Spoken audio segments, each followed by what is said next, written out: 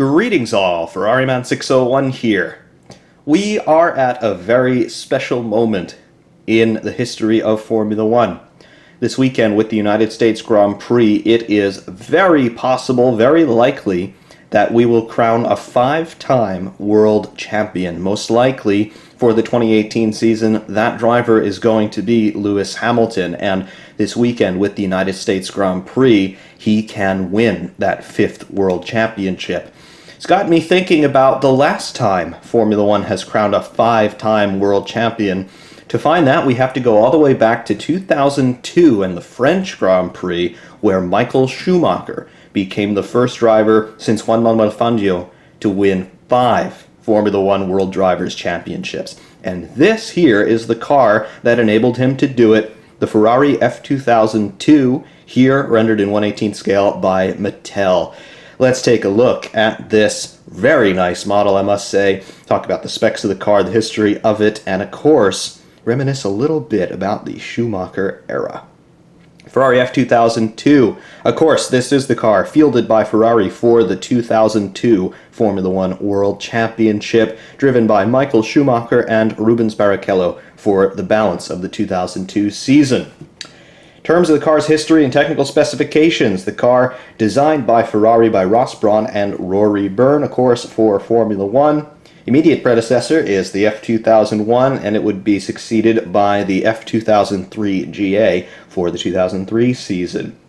Technical specs on this car are as follows. Of course, this is early 2000s design, so carbon fiber everywhere, carbon fiber monocoque and overall chassis construction, carbon suspension, carbon brakes, carbon wings, carbon pretty much anything that doesn't have to be particularly heat resilient. There it is. Suspension, double wishbone push rod front and rear, as you would expect. Overall length 4,495 millimeters. Overall width 1,796 millimeters. Height 959 millimeters.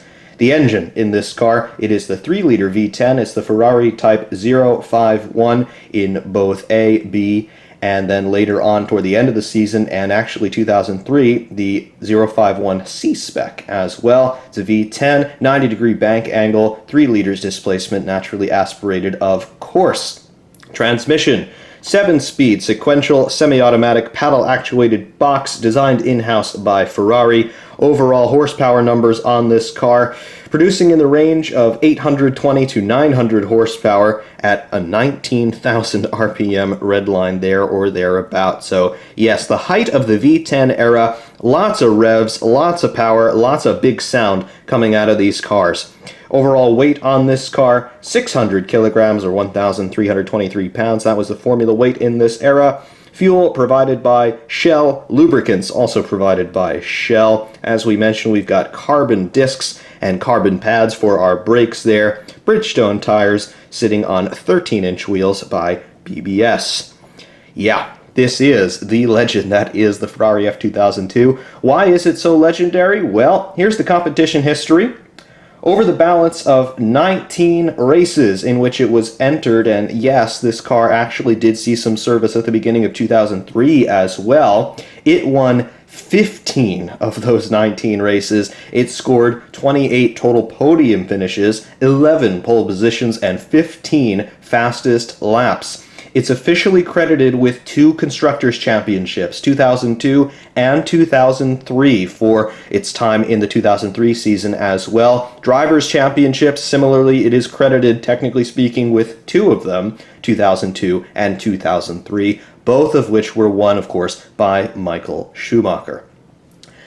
Yes, this is the car that gave us our first 5-time world champion since Fangio, and to this moment anyway, this is the last car that ever made a driver a 5 times world champion, although, as I mentioned, we are going to see that record equaled in 2018, very likely this weekend at the United States Grand Prix by Lewis Hamilton.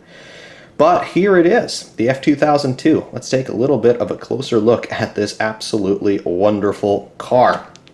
First off, just taking a look overall at the proportions and details on this car. Yep, it is the mid-2000s Ferrari look with that bright red livery, the Vodafone decals, the Shell branding there.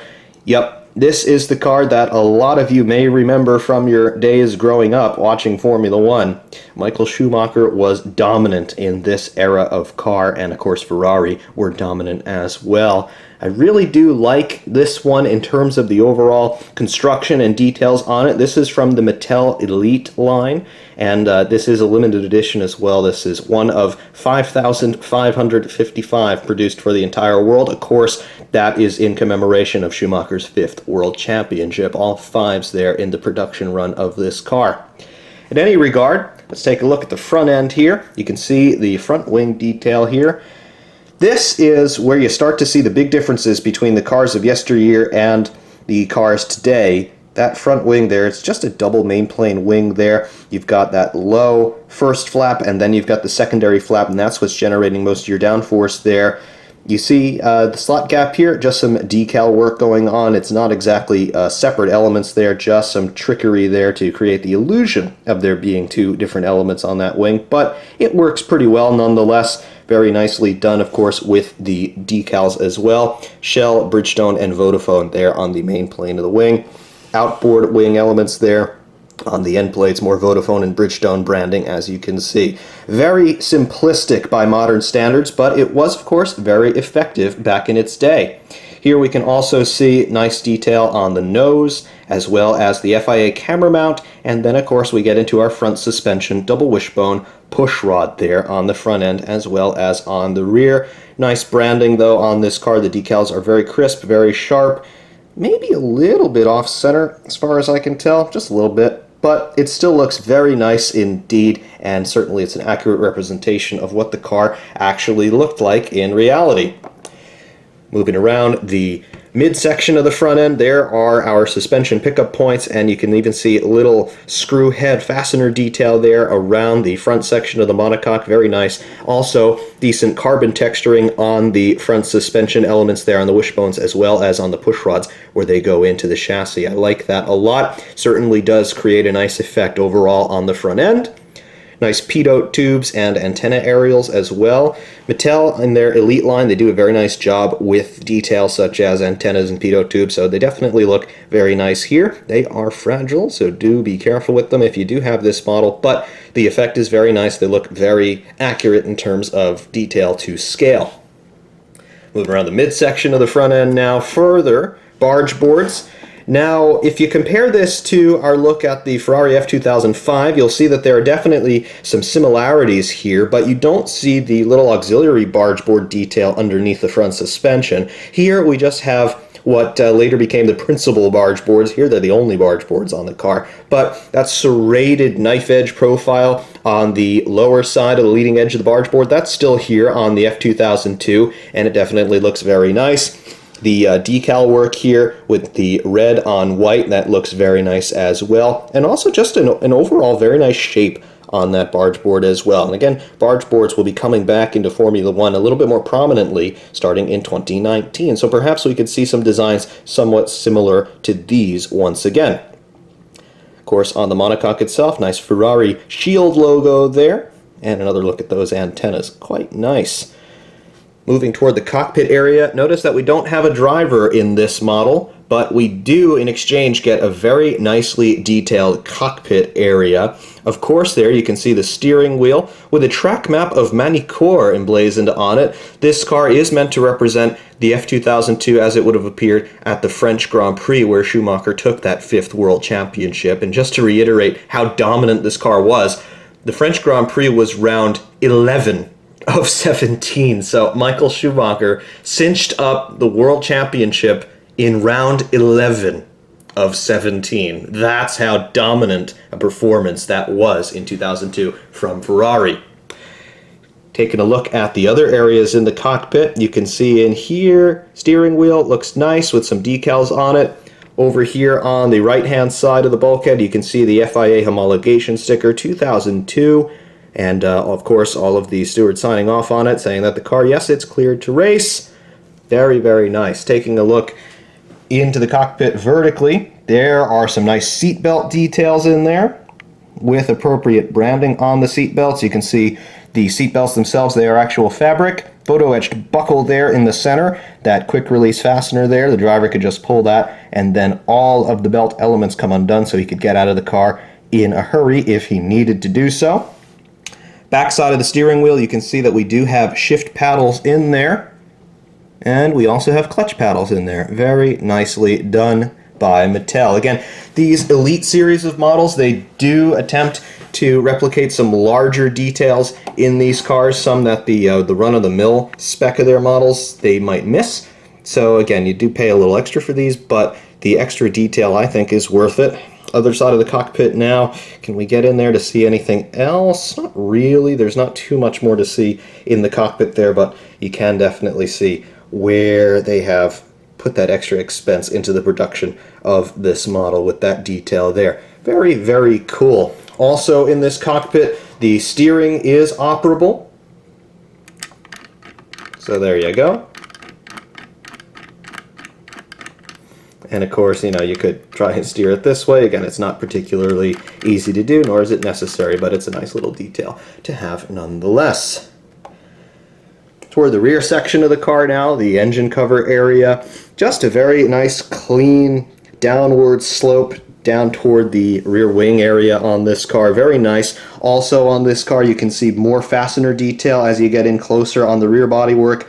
More fastener screw heads there, just holding that engine cover on to the rest of the bodywork. Very nice. I like those details a lot. Also here on the side pod, you can see by modern standards, these side pods are a bit chunky, but they have used that space for some more aerodynamic benefit. A little winglet there, roughly center of screen, and then these little turning vanes here, these flow modifiers, whatever you want to call them, moving rearward toward the rear tires there, just trying to control the turbulent wash over those rear tires. Very nicely done. And also, of course, nice sponsorship graphics are visible here as well. Very, very cool. The full kit of Ferrari sponsors back in this era. Toward the rear end of the car now, there is our rear zone, rear wing, rain light detail evident as well. Very cool. And also the very large periscope style exhausts that Ferrari introduced into F1, and they're really just coming into their own now with that technology. Again, that 3-liter V10, it needs to breathe, it needs to expel all of its waste products, and there it is. You can see with the shape of those exhausts and also the angle of those exhausts, they're trying to send it down through that gap between the upper and lower elements of the rear wing. The main plane there up top, and then the beam wing down here at the bottom. They're just trying to use that flow to energize the downwash, which is already going through that wing. It's sort of along the same theory as how a high-capacity modern jet engine works with turbine flow and bypass flow, just trying to expand the range of thrust that that engine can produce. Here, Ferrari using the exhaust flow to energize the air that's already going through the wing just by virtue of the car going forward through the air, gaining a little bit more downforce thereby. Moving below that, we can see the diffuser detail in here. Very nice, very large and very highly sculpted diffuser on the rear section of this car. Looks to be a triple element one.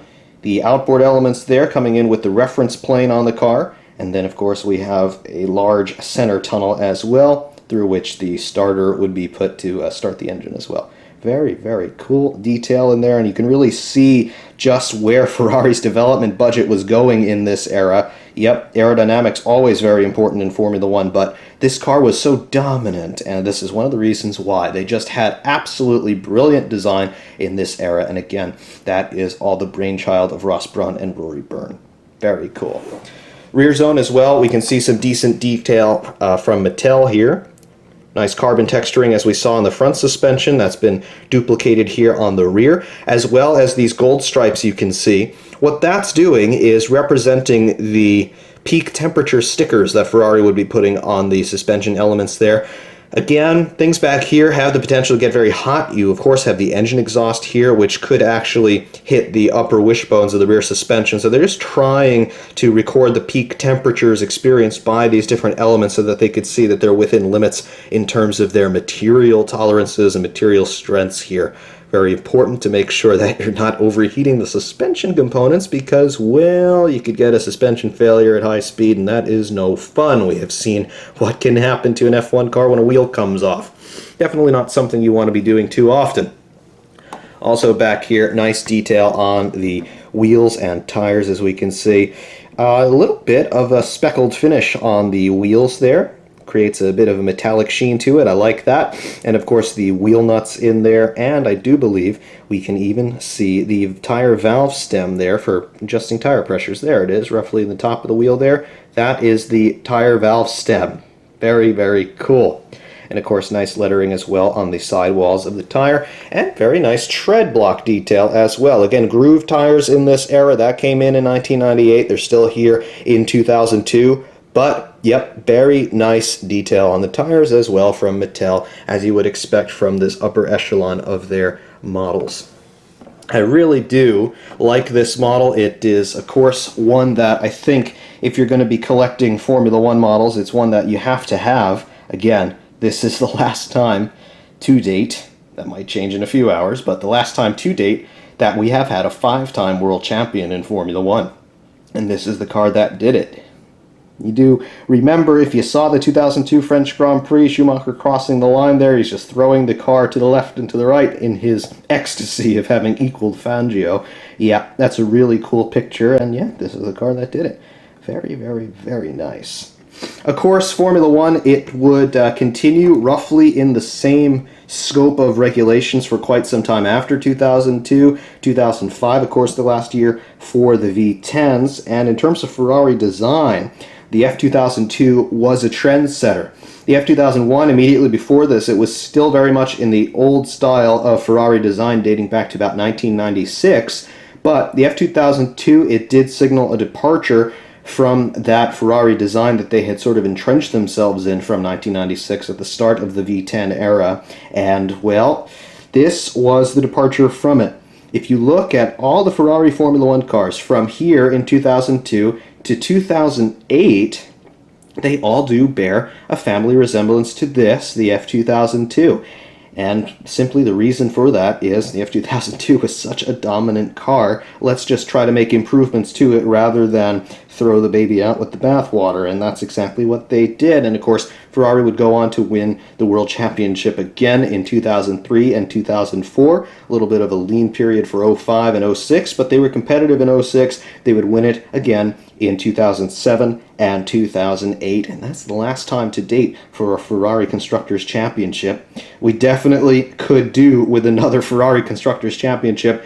It's probably not going to happen in 2018, but who knows what could happen in the future. Perhaps Ferrari just need to look to their past a little bit and take a look at cars like these for some inspiration in terms of what they need to do moving forward through 2019 and beyond. But definitely, the F2002, it's a very cool model. In terms of the model itself, it is put together very nicely. I really don't have any complaints about it in terms of its quality. It's just a very nicely put together piece. Of course, there are no opening features on this one, but the external details that you do get on this car, it does look very nice. It looks very complete, and again, it is designed to replicate what the car looked like at the French Grand Prix, so no tobacco sponsorship or anything like that. If you do like to modify these things, you could get decals for it, but I like it just the way it is. I don't really see any need to make any modifications. This is what the car looked like in France, so, well, yeah, that's what you've got here with this car. But really, I do appreciate the extra time and effort that Mattel put in to making this thing look very nice. There are other models of the F2002 in existence, ones that were actually put out in 2002, and they're the same molds, but again, this one with the Elite branding, it's just been dressed up a little bit. More examples of that you can see here on the rear wing. More fasteners, and you could also see the little slots there where you could adjust those screws to change the angle of the rear wing there. All of that has been nicely replicated. That's another detail that you won't really get on some of the lower end models. Also put out by Mattel. They had the exclusive license for the Ferrari cars in this era, but yeah, just more little details like that that you don't necessarily get on the other versions of the car. more detail around the cockpit. You do get the sponsorship branding there. There you see Michael Schumacher's name on the cockpit surround. Little emergency kill switch for the marshals, things like that. Really very nicely done. And you can even see on the wing mirror there, on the left-hand mirror, you can even see the little Allen key hole where the engineers could adjust the angle of the wing mirrors so the driver can see what he needs to see. More little details like that that you just don't get on other versions of these models, but very nice. Also there you can see a little windscreen there on the cockpit. Not entirely sure why they ever bothered to include that in Formula One, but it's still on Formula One cars today in 2018. Probably just cleaning up the airflow around the driver, trying to make sure his helmet doesn't get buffeted around too much, and also, of course, trying to clean up airflow for the engine air intake immediately behind the driver's head there. But very, very nicely put together. Even inside the side pods, you can see we do have an actual radiator matrix represented in there. It's not just a blank panel. Very nicely put together, I must say. All in all, though, yeah, the F2002, it was an absolutely dominant car, and if you're going to be collecting Formula One car models, yeah, I think an F2002, it does deserve a place in a collection such as that, because it is just that kind of car.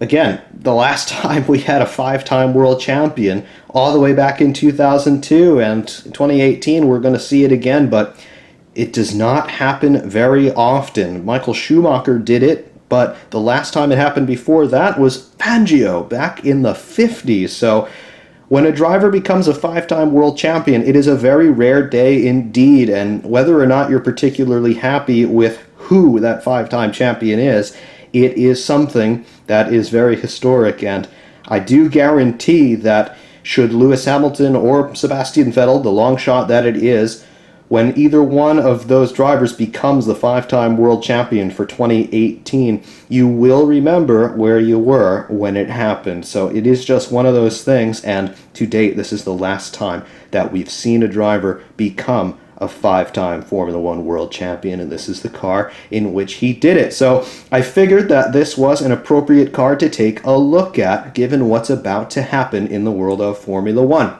Hopefully, all of you did enjoy that one, though. Until next time, I do thank you all very, very much for watching. Ferrari Man 601 saying thanks, and of course, we will see you soon.